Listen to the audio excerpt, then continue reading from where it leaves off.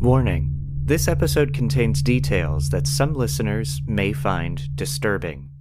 Good evening, listeners. I'm Michael May, and I just returned from my summer vacation. While I'm hard at work recording some new episodes of the show, here is an old one. This is a re-release of The Murder of Leota Camp with my good friend, Bill Whirity. July 10th, 1967, Des Moines, Iowa. 25-year-old mother of three, Leota Camp, is found by her young children, stabbed and bleeding, in a small bedroom of the family's home.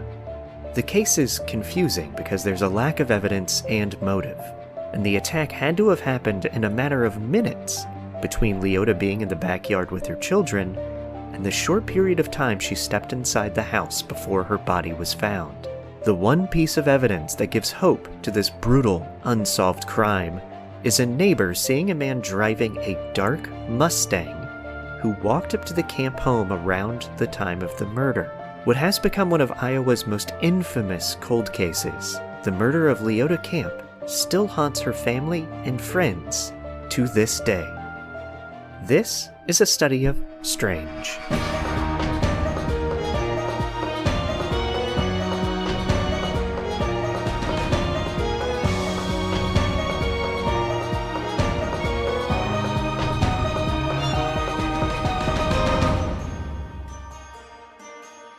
Welcome to the show.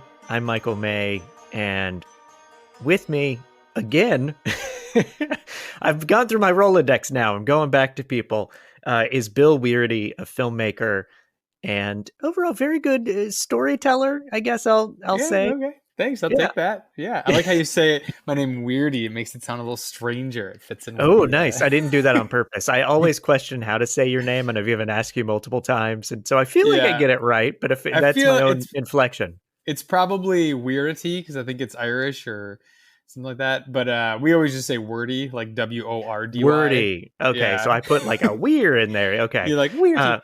But see, this is what happens every time we talk about your name, though, is you're like, it's probably this, but it's your name, Bill. You should know how to say it. I've tried to look it up. I was trying to look up like family history when I was doing all my Italian citizenship stuff, and you're probably going to cut all this, but I found all these weird spellings, and like a lot of them are W-H-E-I-R. There's all this like, it's weirdness.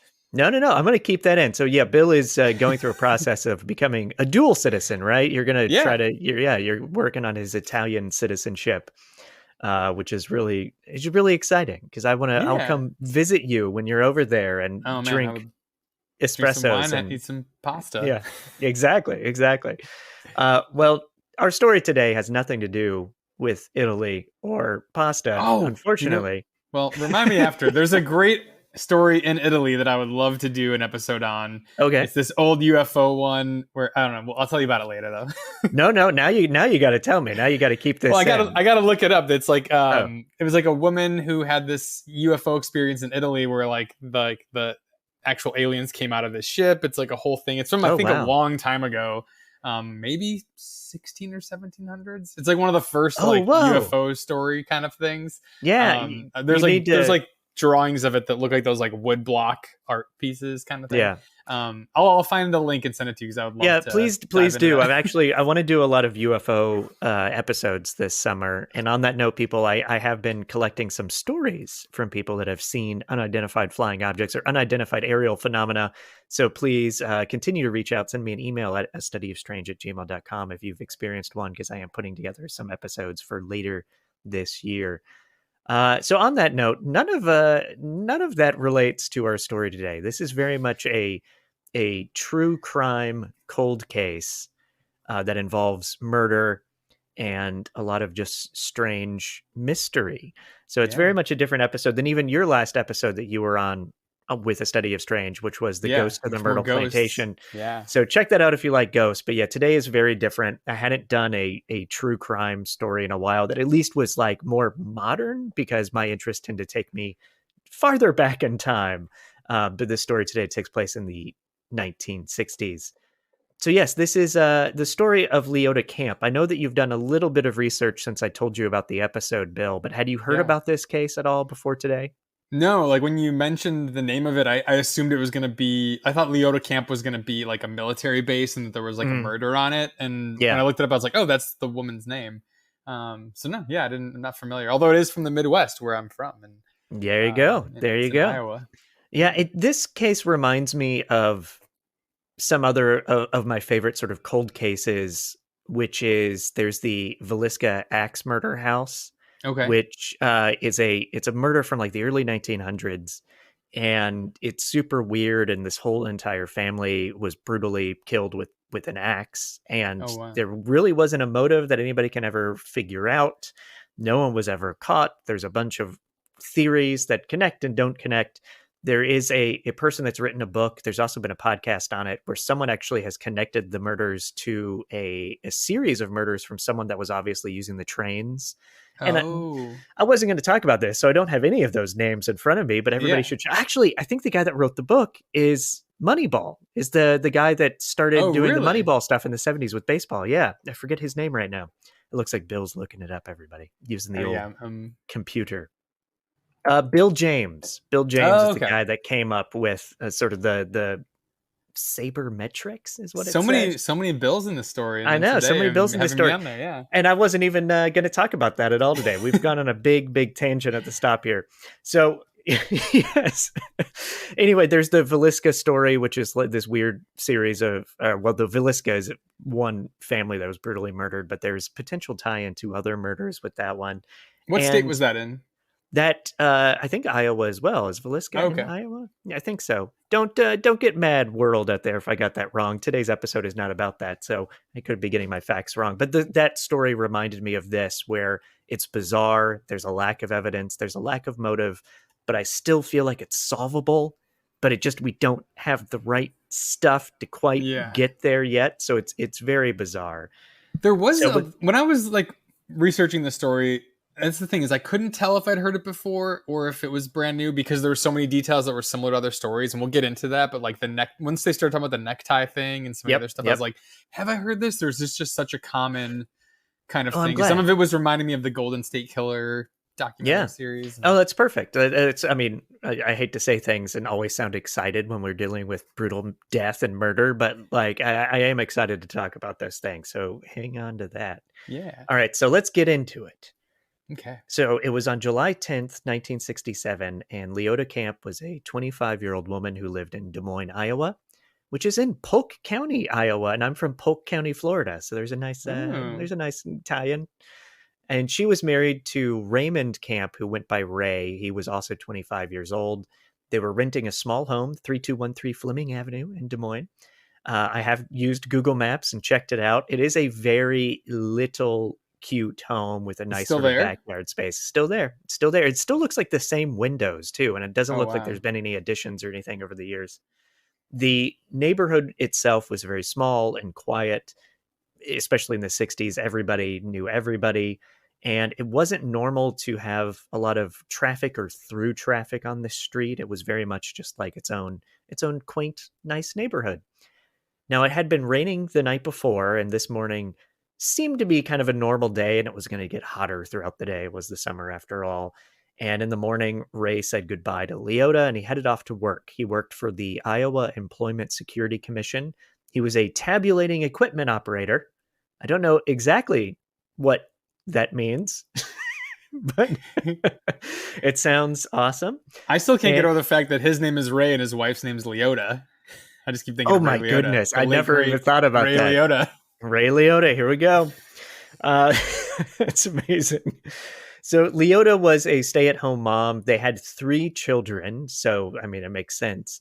They had a baby, Christine, who was about 3 months old at this time, Kevin, who was 4, and Brenda, who is 3. And in the middle to the late morning, Brenda and Kevin, the two kids that were not the baby, were in the backyard playing, and they were soon joined by Leota, who came out to hang the laundry on the clothesline to dry. Now, some articles I've read from papers back then mentioned that Brenda and Kevin were playing with some of the other neighborhood children in the backyard at the time. When I watched the story, they mentioned that. Yeah, not every article says that, but enough so that I do think that was probably true. And here's where things take a dark and strange turn. Leota, She goes back in the house after hanging the laundry, presumably to feed the baby and prepare lunch for the kids. And just minutes after noon, Brenda and Kevin, they're still outside. They're still playing in the backyard, but they're getting hungry. It's around lunchtime. So they go inside to find their mom, and they didn't find her. They found their 3-month-old sister, Christine, on the living room floor drinking a bottle of milk. You always read this as well being a warm bottle of milk. I don't know how they know that or if they were testing that, but there was no mommy. So they continue to look around, and they eventually find their mother in the home's front bedroom, and she was lying face down on the bed. There's blood all over. There was a knife sticking out of her back. Her hands are tied behind her back. Her legs are tied together at the ankles. There's something around her neck, I believe, and there's also a gag in her mouth. All of those things were done by ties, neckties. So she was tied up by neckties and gagged with a necktie. And Kevin, you never know how you're going to react in a situation like this, especially a 4-year-old. Kevin removes the knife from her back, probably thinking he's helping his mom, and he sets it down. And I just can't imagine how terrifying it would be in this situation. And the two kids they actually seem to act very smartly. They run out of the house. They go to their next door neighbor's house for help.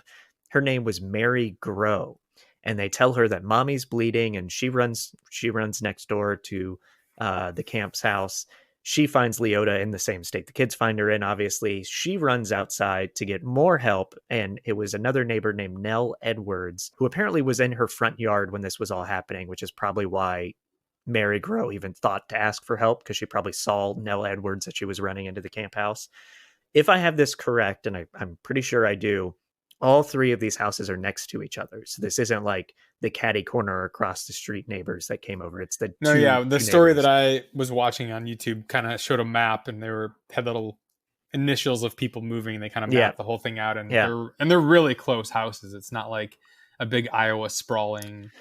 No, and that's a good point, because it's kind of like, I don't think at the time that they had fences up between the backyards. So all these neighbors that are now involved in this, they all kind of share that backyard area.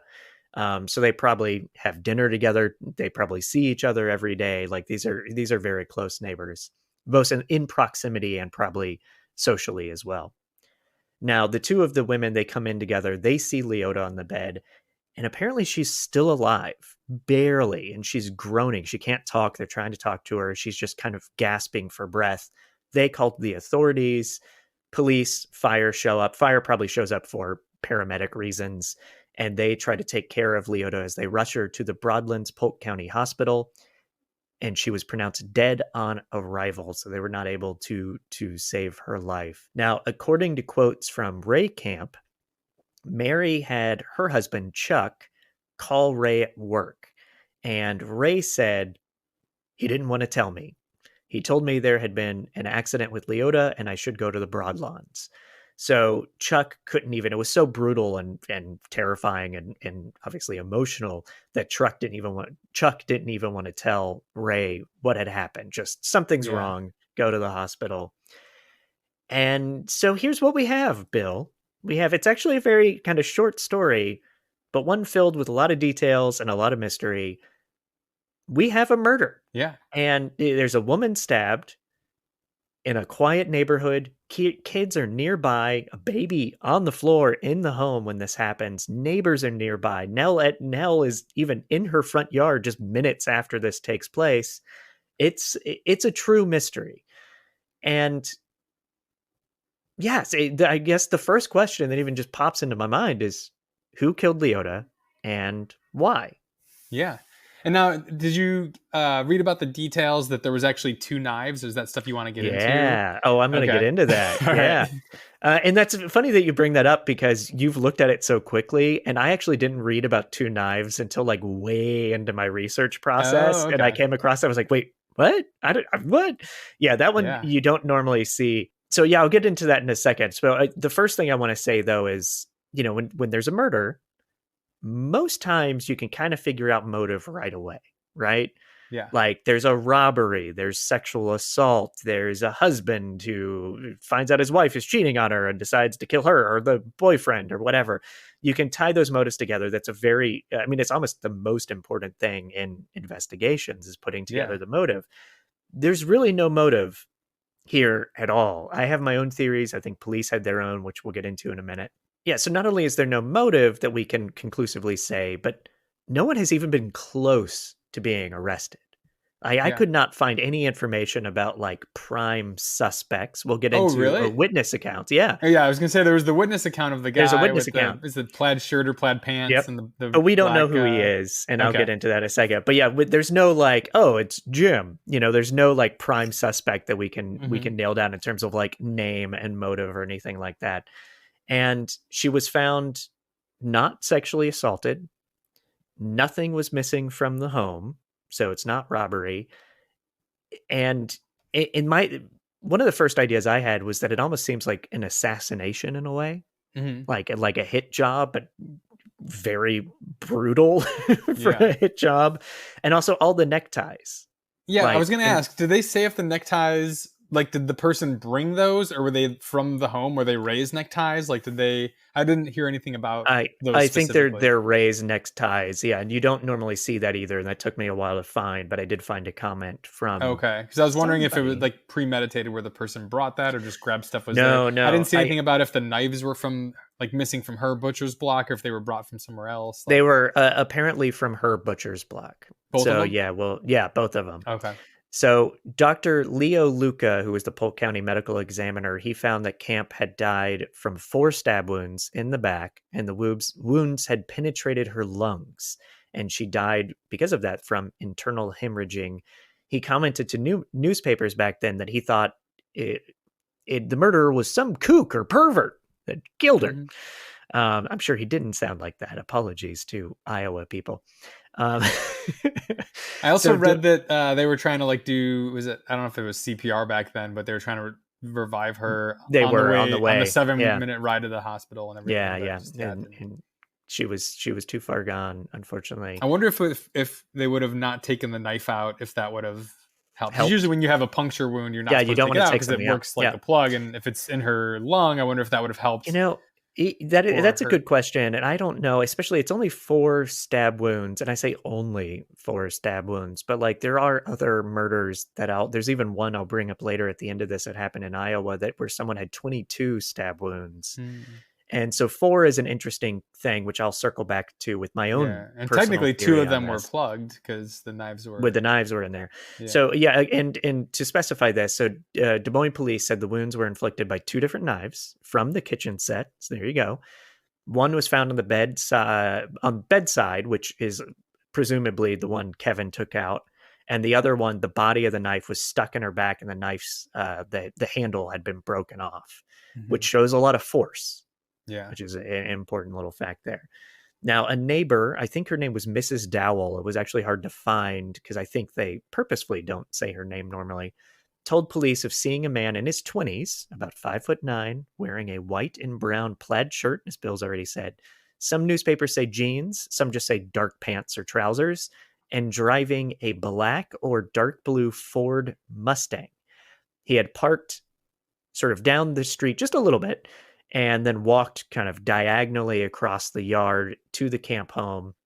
Some articles say he was a handsome fella. Some other articles say he was stocky. I heard stocky, yeah. Yep. So it could be both. They said it was both. Was it 66 or 65? I forget. They gave 65 or 66 Ford Mustang. They said there was like louvers on the sides. Louvers on the sides, which is that inset on the door panel? I was looking at a picture. They had a picture of the car in the video. It's kind of like on a diagonal angle on the back kind of door.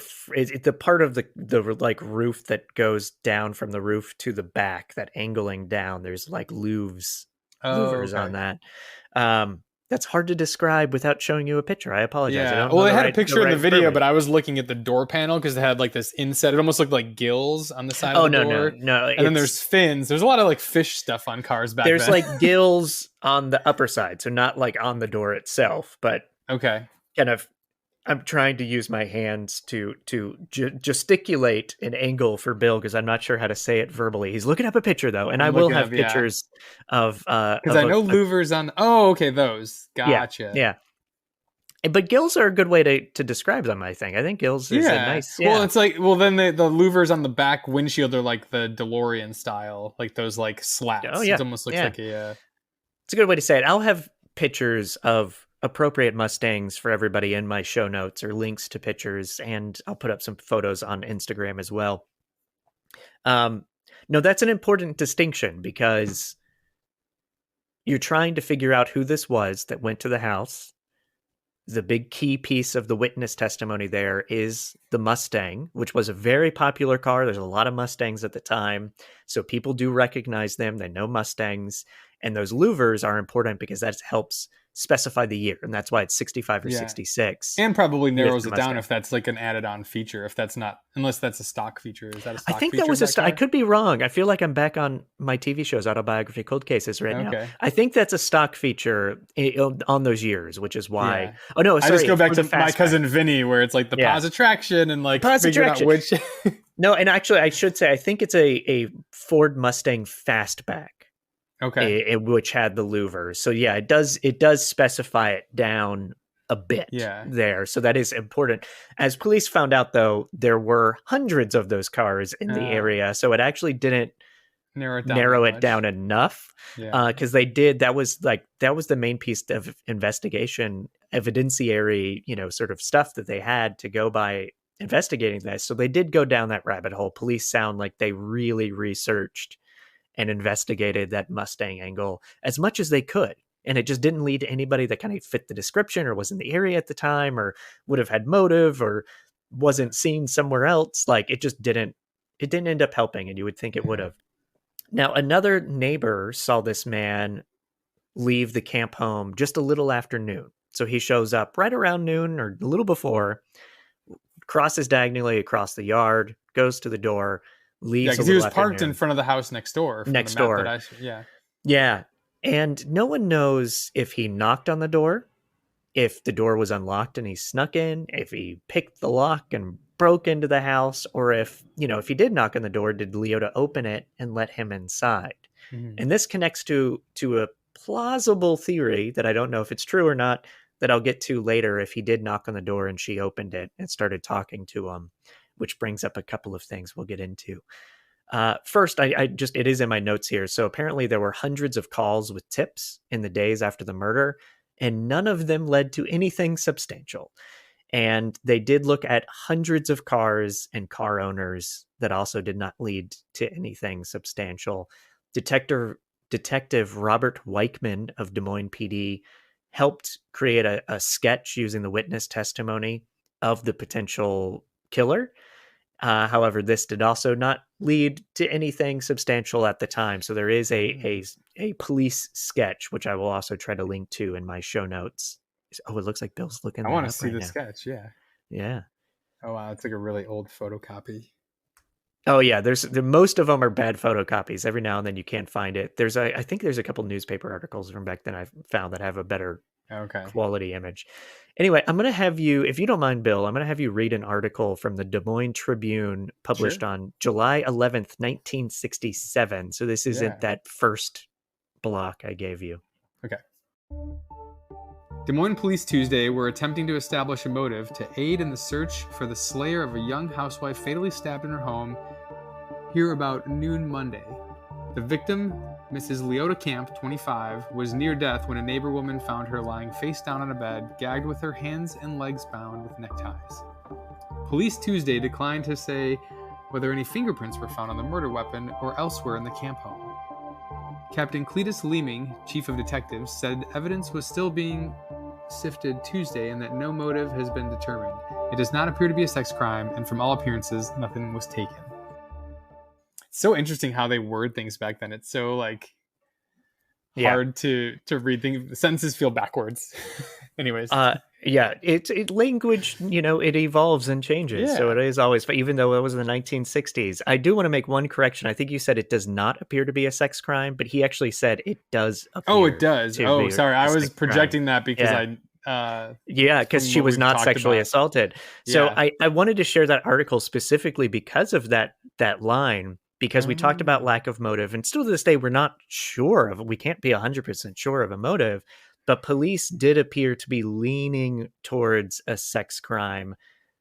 And it's got all the hallmarks of that. And that's worthy of our attention and thinking. And one piece of evidence that does point to that sex crime motive is that she could have had this stalker type person or someone that had a sort of his eye on her with bad intentions. And the theory behind this stems from a phone call that you even mentioned to me before that the Camp family received just a few weeks prior. So this, I'm going to have you read this article. This is the second one I gave you, which refers to this phone call.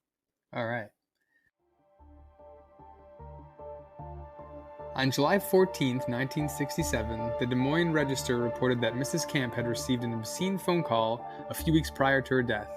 Raymond Camp told the Register his wife received the anonymous call about 1.5 or 2 weeks before the 4th of July, and that when she answered, a man asked, "Where you been?"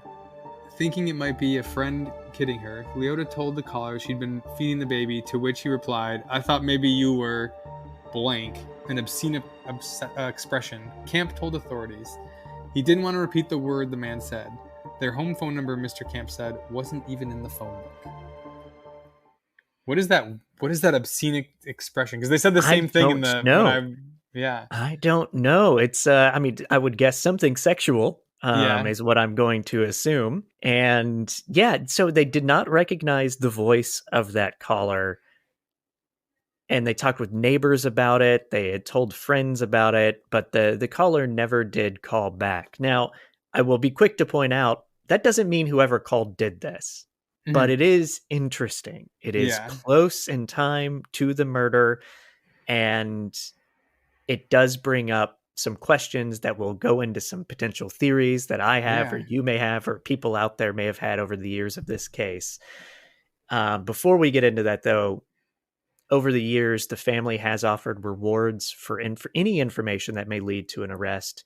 And even though there were hundreds of tips over the years, none of them have led to anything remotely getting close to solving this crime or even a good suspect. So here's where I'm at. I don't know where to go next because there really isn't a lot of evidence to consider that we didn't go over here today that I'm aware of anyway. Well, I have some questions. And if that's what I was about to say is we can ask questions about this and start to fine tune some things. And I do have some theories, but what's your first question? Well, my first question is, so the phone number is unpublished, but they got a call. So it leads, either it's somebody who's randomly dialing numbers or someone who knows their number. Yeah. But obviously he said that he asked for her, right? Like they were asking for the wife. Yes. And this is a good question because if you take what you're talking about right now, which is someone presumably knew their number. Yeah. Or knew Leota and wanted to call her.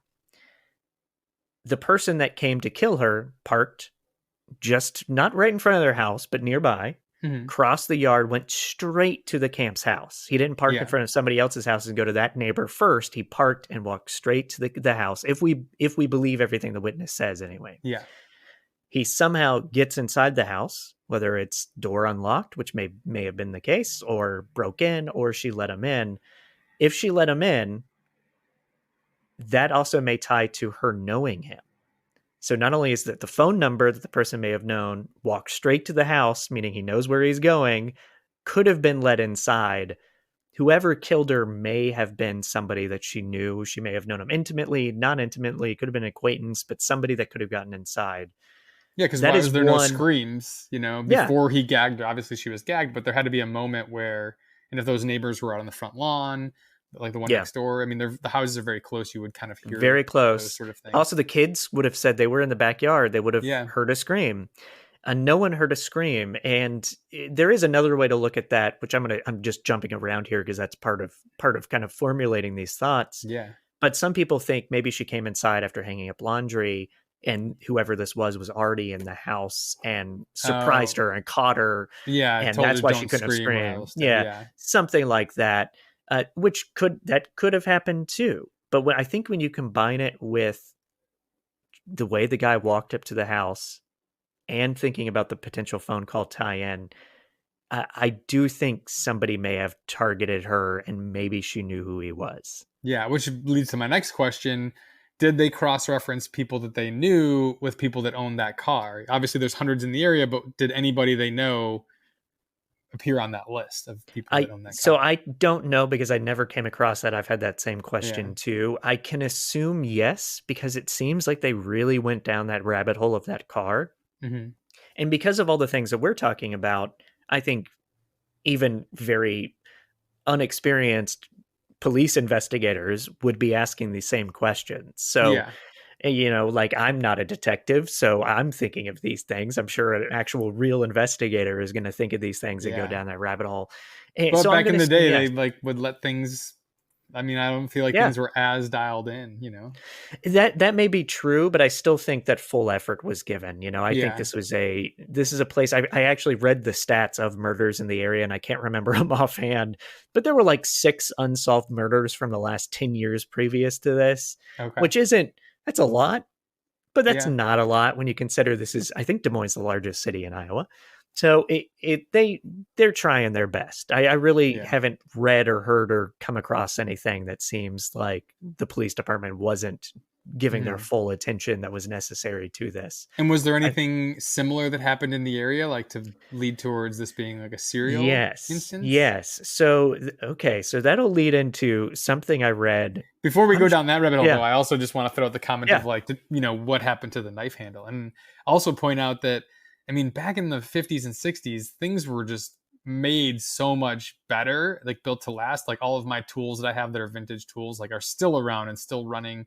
And so the thought of like snapping the handle off of a knife, assuming the knife where it's like the blade goes into the handle and then there's like a wood handle around hmm it, that would take a lot of force. So yeah, yeah, just yeah. wondering where that I, wound up. I never, that's the big thing that's been standing out to me because I never read anything that was like, oh, and the handle was on the floor or whatever. Yeah. So I never read that they found the handle. Yeah, he probably took it. I mean, if that has fingerprints on it, although they Yeah. never even mentioned if there was fingerprints on the I don't knife that think they they did found find. fingerprints. I don't Okay. think they found fingerprints. And if anybody knows more than we're saying today, please reach out to me at studyofstrange@gmail.com. I love to find out when I'm wrong or when I need to know more. So please, Yeah. please reach out, especially in a case like this. This is important. This is still, I think, solvable. So if you have any information that can help lead to anything, please reach out to us or the Des Moines Police Department. And I'll have links in my show notes for that too.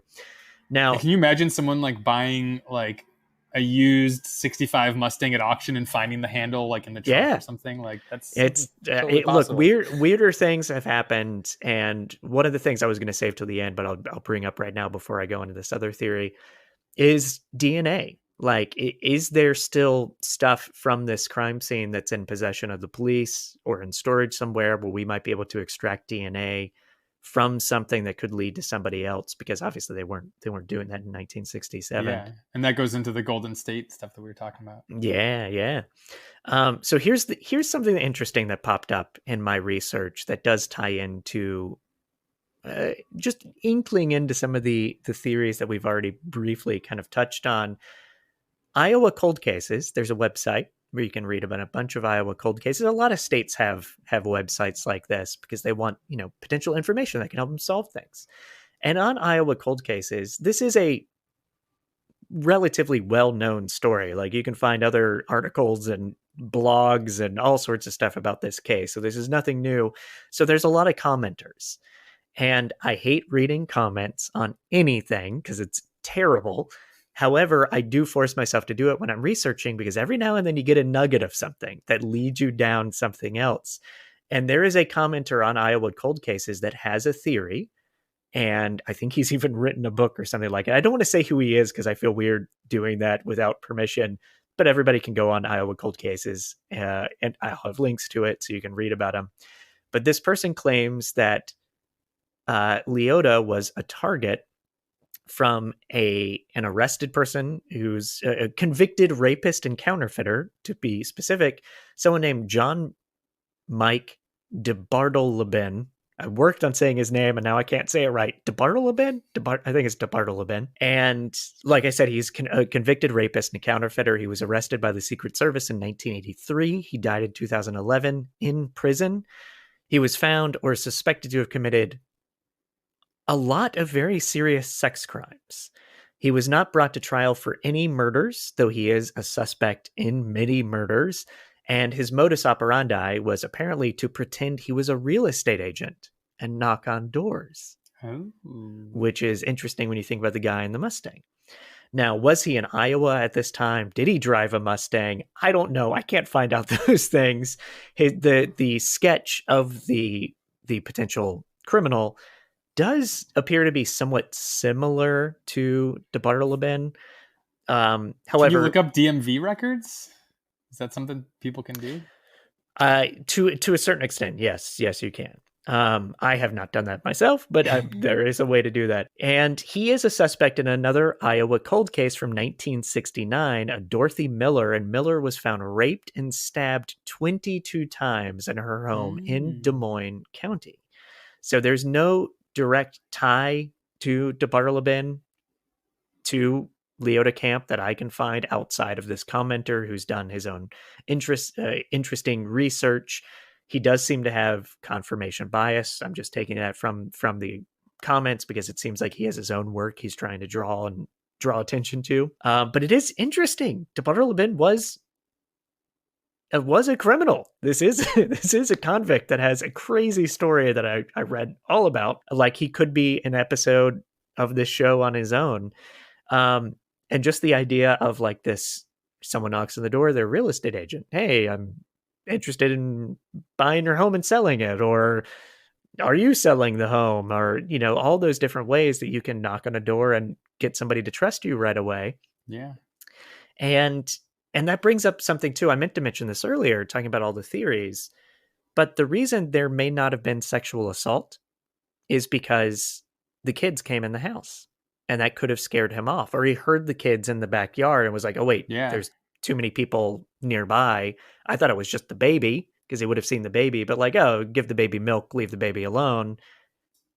So I think he could have been interrupted by the kids and ran out of the house. Yeah. Or he could have, if she was struggling and he had to stab her beforehand, that might have led him to then try to flee early. Like maybe he was planning to do it, assault first and then murder. Possibly.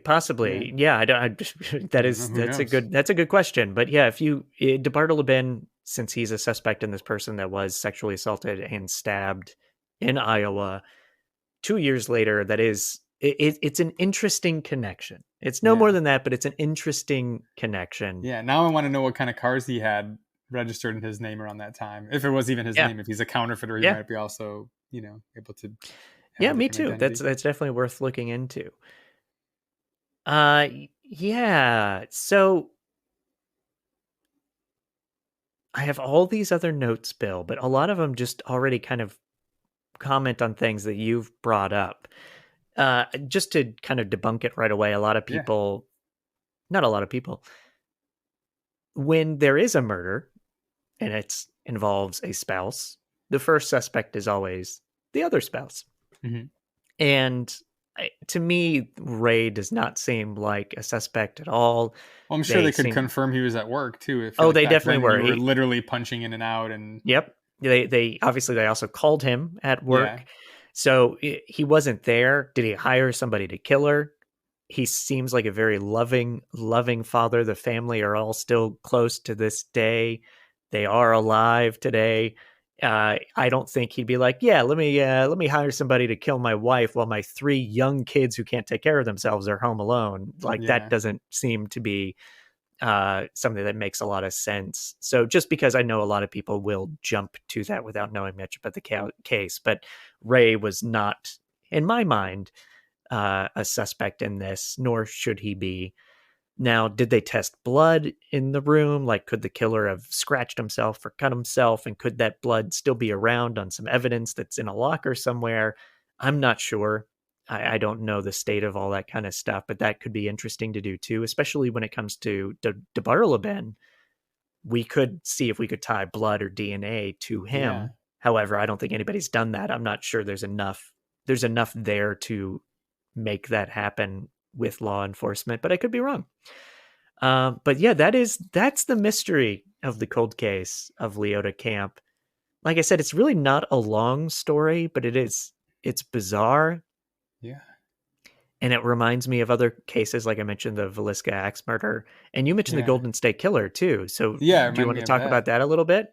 Yeah. I mean, it just reminded me of how, the thing we were talking about was, we sort of touched upon how back then maybe they didn't have the best procedures, and that's what reminded me of the Golden State Killer, was because you had these two areas within the same state of California, up in the north and down in the south, where similar crimes were happening, but they weren't talking to each other. The departments weren't interconnected back then. So just being able to even trace this to other things, like, again, back in the day, there was drifters, like you talked about the railroad murders, like interstates were, kind of getting built out more. And so the ability for people to kind of murder along a trail, but in these districts where people aren't talking to each other and checking on what other stories are happening nearby, it's so much more probable. If you ever do a Golden State Killer episode, by the way, you should have my mom on, because she was living in Sacramento when that was going on. Like, I remember we were talking about the show, and she's like, oh yeah, I was living there when that was happening. I remember like all that stuff and like all the craziness of like what was going on. I was like, I didn't know this. And then recently she's been talking about how all she wants to do is start a podcast, and how do you do it and all this stuff. So she would just go nuts to be on the That's I'm sold. Let's do it. If you ever get into that, have her on for sure. Well, now I need to do that. It's a really good idea. Yeah. So thank you so much, Bill. I don't think there's much more to go over in this. If anybody does have information about who potentially killed Leota Camp, I will have links in my show notes on how you can get in touch with the appropriate authorities to pass on that information. It is still an active cold case. They are still hoping to be able to solve this. And I know the family, the Camp family itself, is still actively trying to figure out what happened to Leota as well. It's a very sad story. It's very brutal. It's very terrifying. And, by sharing something more modern, which has not been my usual type of episode, I do want to say the part of the reason why you want to explore stories like this is you never know what may lead to actually solving it. So take an interest in things like this if you're into true crime, everybody. Thank you, Bill, for being on. Yeah, no Do you problem. want to plug any of your stuff where people might find you? I mean, I don't have anything new to plug, but yeah. If we get the movie made, we'll have to do an episode on some real life vampire stories. Absolutely. Get into that. All right. Well, thanks a lot, Bill. I'll talk to you soon. Yeah, no problem. And that's our show. Thank you so much for listening. Thank you to Bill Whirity. Please support the show by following or subscribing wherever you listen to podcasts. And if you can take a moment to leave a review, that would be much appreciated.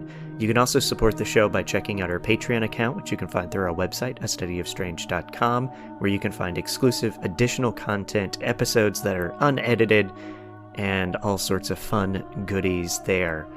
We have some more true crime episodes coming up in the near future. So check back often. You can follow us on Instagram to get updates on releases. And that'll do it. Thank you, and good night.